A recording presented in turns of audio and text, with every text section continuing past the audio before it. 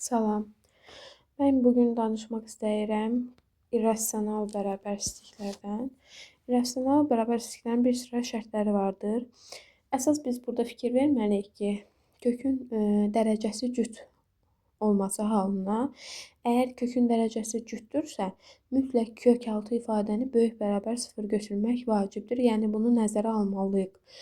Əgər tək dərəcədirsə heç bir problem yoxdur. Nəzərə almaq vacib deyil. Amma cüt dərəcədə mütləq kökaltı ifadə böyük bərabər sıfır olmalıdır, nəzərə alınmalıdır. İndi şərtlərə keçək. Birinci, mən kökün cüt olduğu hala baxacağam. Çünki tək olduğu halda bir problem olmur. Əsas kökün dərəcəsi cüt olduğu halda problem yaşayırıq. Tutam kökün dərəcəsi cütdür. Kökaltı ifadə f(x) böyük bərabərdir sıfırdan. Bu zaman və yaxud da böyükdür sıfır da ola bilər. Bu zaman həllimiz olur f(x) böyük bərabərdir sıfır. İkinci, kök altda f(x) kiçikdir sıfır. Heç vaxt kök altı ifadə sıfırdan kiçik ola bilməz. Həlli olur boş çoxluq.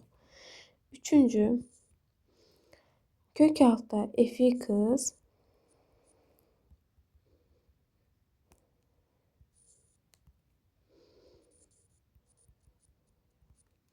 kiçikdir bərabərdir sıfırdan. Bu hal nə zaman ola bilər? f(x) bərabərdir sıfır olarsa əgər.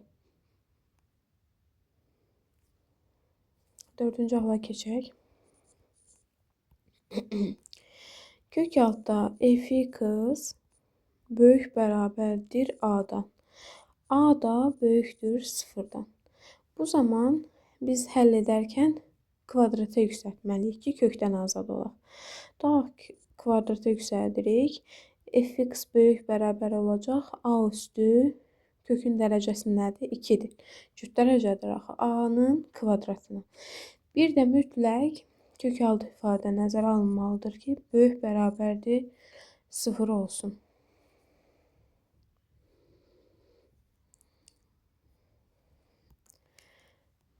Beşinci hal.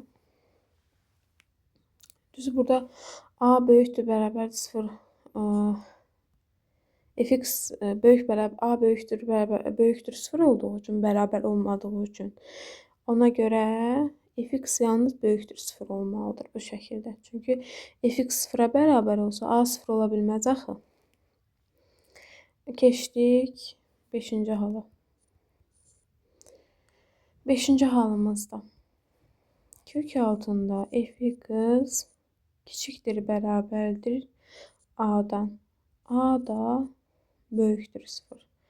Bu zaman yenə biz kvadrata yüksəldirək, yəni kökün dərəcəsinə.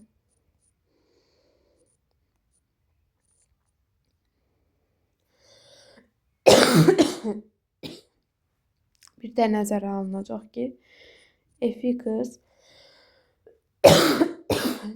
böyük bərabərdir sıfır. Mütləq kökaltı ifadə sıfırdan böyük bərabər olmalıdır. Üzrlü sayın. Bu kökün vacib xassəsidir. Bu hissələr vacibdir.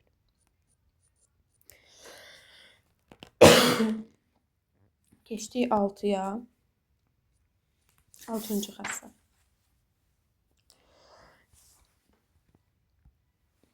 Kök altda f(x) böyükdür a-dan. A kiçikdir sıfırdan. Bu zaman bunun həlli yalnız f(x) böyük bərabərdir sıfır olarsa doğru olar.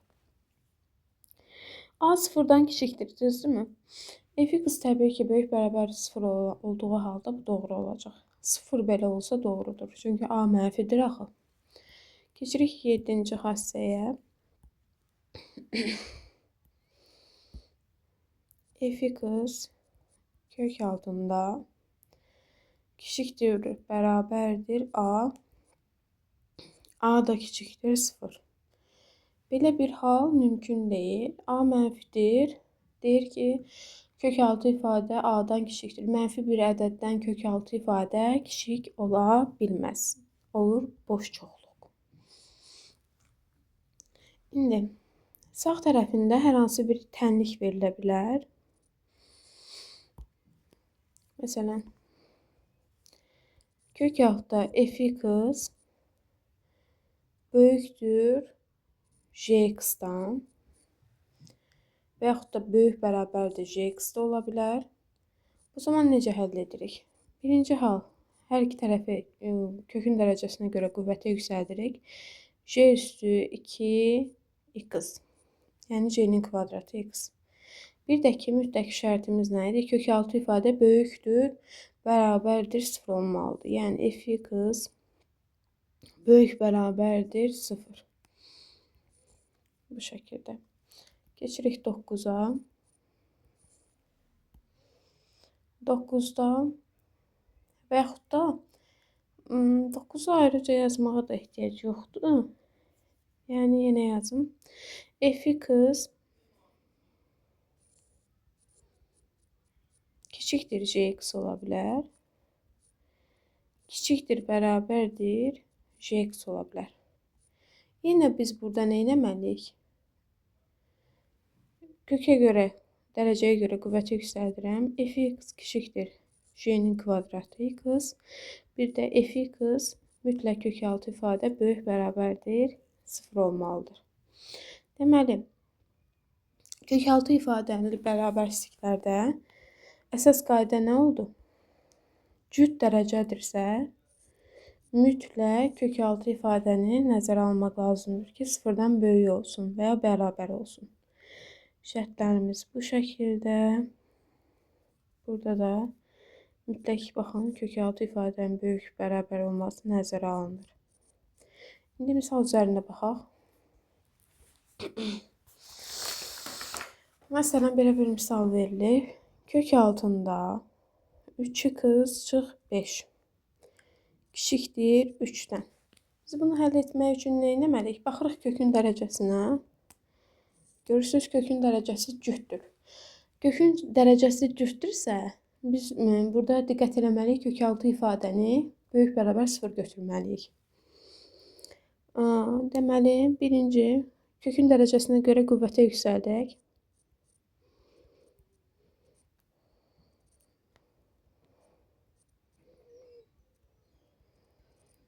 Nəzərə aldıq.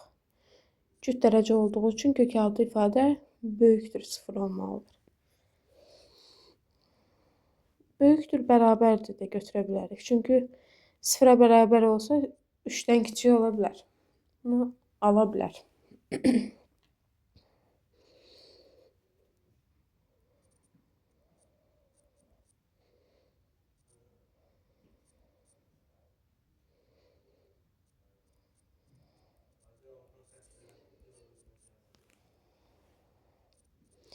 On 4'ü 3'e bölsə əgər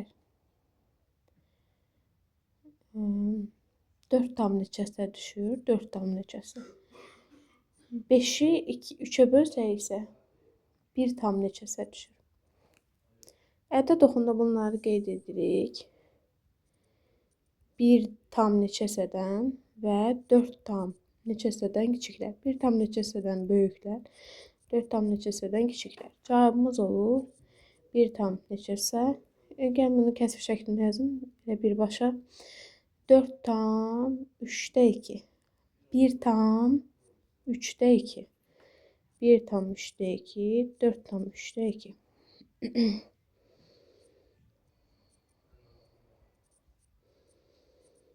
Bir tərəfi kvadrat mötərizədə 2 dolu olduğu üçün bir tərəfi isə yumru mötərizədə yazacaq. Məsələn, belə bir misala da baxaq, irrasional misala.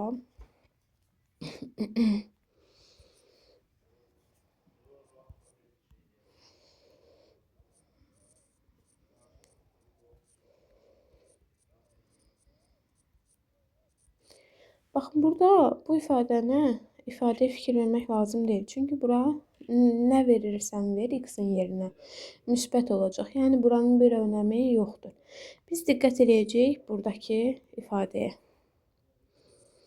Kök yaxda x 5'i sağ tərəfə keçirdirəm 5 edəcək. Bir də ki, nə dedik?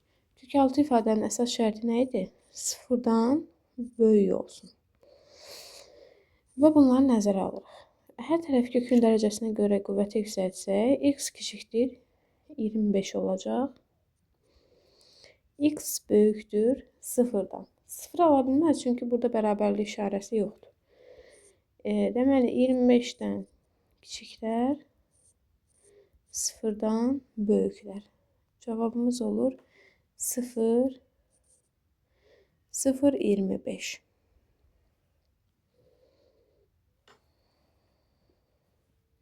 Sıfırı baxaq görək ala bilər. Bir də diqqət edək. Sıfır alsa, sıfır ala bilər. Çünki bunun yerinə sıfır qoysaq, 0 çıxılsın 5, mənfi 5 edəcək. O zaman ala bilər. Yəni, yenə də şərtə əsasən sıfırdan kiçik olacaq. Cavab olur 2 dolu olacaq sıfırın. 0, 25. 25 isə yumru mötərizədir. Bu şəkildə. Sonra yenə bir misala baxaq. Məsələn, 3x topla kök altında 3x eşitdir bərabərdir sıfırdan. Burada biz ortaq vuruq çıxarda bilərik kökün xaricinə. 3x-i tutalım, çıxartdıq. Mötərizənin daxilinə qalır 3x kök altında topla 1 eşitdir bərabərdir sıfırdan. Burada ayrı-ayrı bərabərsizliyi həll edə bilərik. Ayrı-ayrı bərabərsizliyi həll etsək bir şey vermir. Buranın cavabı şifahi çıxır. Kök altı ifadənin yerinə biz heç vaxt mənfi verə bilmərik. Ancaq və ancaq 0 verə bilərik. Başqa da bir şey verə bilmərik. Çünki mənfi verə bilmərik, kök altı ifadəyə ödəməz. Müsbət bir ədəd də versək, burada müsbət olur. Heç vaxt kiçikdir bərabərdir 0 axı ödənmir. Yalnız hansı qiymətində ödəyəcək? 0 qoysaq. 0 qoysaq 0 topla 0. Həqiqətən də kiçikdir bərabərdir 0 olur. Yəni bunu həll etməyə heç ehtiyac olmur. Məsələn, başqa bir misala baxaq.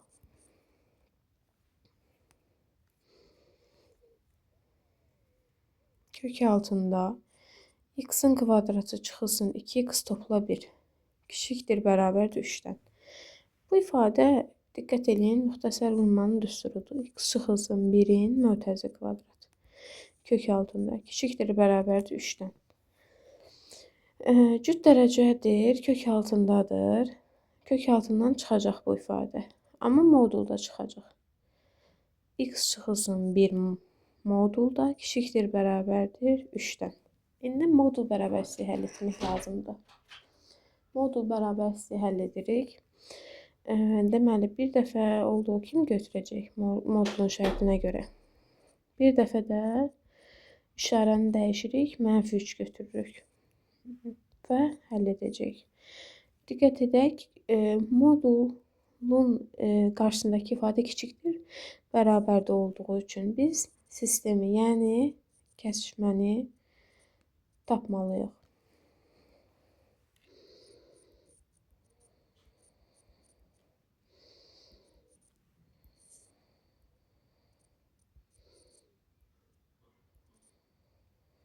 -2-dən böyüklər, 4-dən kiçiklər. Kəsişməmiz olur -2, 4. Cavabımız bu şəkildə.